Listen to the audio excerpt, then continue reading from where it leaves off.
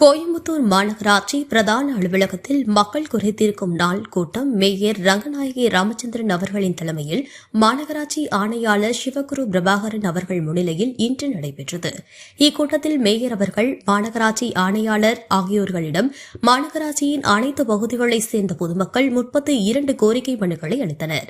இதில் பொதுமக்கள் பிறப்பு, இறப்பு சான்றிதழ்கள், சாலை வசதி, மின் விளக்குகள், குடிநீர் வசதி, பாதாள சாக்கடை, தொழில் வரி, சொத்து வரி, காலியிட வரி, புதிய குடிநீர் இணைப்பு, பெயர் மாற்றம், மருத்துவம், சுகாதாரம், கல்வி உள்ளிட்ட அடிப்படை வசதிகள் குறித்த பல்வேறு கோரிக்கைகள் அடங்கிய மனுக்கள் பெறப்பட்டன. இவற்றில் கிழக்கு மண்டலத்தில் 10 மனுக்களும், மேற்கு மண்டலத்தில் 5 மனுக்களும், வடக்கு மண்டலத்தில் 5 மனுக்களும், தெற்கு மண்டலத்தில் 7 மனுக்களும், மத்திய மண்டலத்தில் 4 மனுக்களும், பிரதான அலுவலகத்தில் 1 மனுவும் ஆக மொத்தம் 32 மனுக்களை பொதுமக்கள் அளித்தனர்.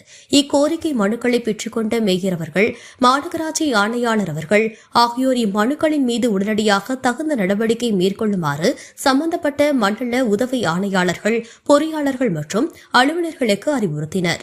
இக்கூட்டத்தில் மதிப்பிற்குரிய துணை மேயர் வெற்றிசெல்வன், துணை ஆணையாளர்கள் சுல்தானா, குமரேசன், நகரமைப்பு அலுவலர் குமார், உதவி ஆணையர்கள் முத்துசாமி, துரைமுருகன், செயற்பொறியாளர்கள், உதவி செயற்பொறியாளர்கள், மண்டல சுகாதார அலுவலர்கள், பொறியாளர்கள், சுகாதார ஆய்வாளர்கள், மாநகராட்சி அனைத்து அலுவலர்கள் மற்றும் பொதுமக்கள் கலந்து கொண்டார்கள்.